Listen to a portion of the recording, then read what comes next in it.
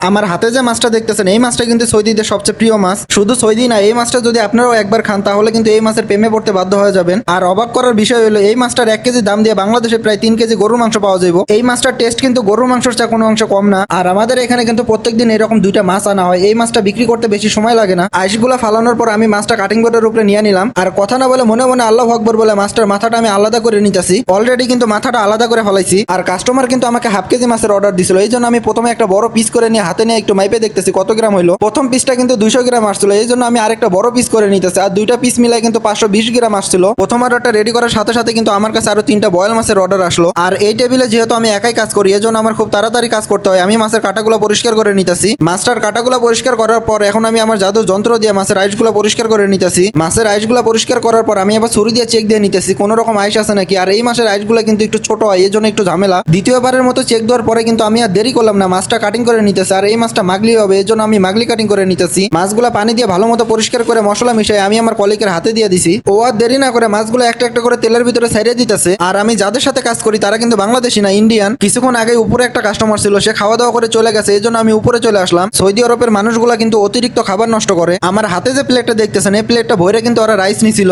আর এই সৌদিরা খায় কম নষ্ট করে বেশি। যাই হোক আমি প্লেটগুলো গুছাই নিতেছি। নিচে আসার পরে দেখে আরো 3টা হামর মাছের অর্ডার আইছে। আর আজকে কিন্তু কাজ করতে করতে চোখে সরিষা ফুল দেখতেছি, সরিষা ফুল দেখে আর গোলাপ ফুল দেখি, কাজ তো আমার করতে হইব। এইদিকে অলরেডি কিন্তু আমার মাছগুলো পরিষ্কার করা হয়ে গেছে। মাছগুলো পরিষ্কার করা শেষে এখন কাটিং করে নিতেছি। আর আপনারা যে আমাকে এত পরিমাণ ভালোবাসেন এটা আপনাদের কমেন্ট দেখলে বোঝা যায়। আর আমিও আশা করি আপনারা এভাবেই আমাকে সাপোর্ট করবেন। সবাই সুস্থ থাকবেন, ভালো থাকবেন, পেজটা ফলো দিয়ে পাশে থাকবেন। আসসালামু আলাইকুম।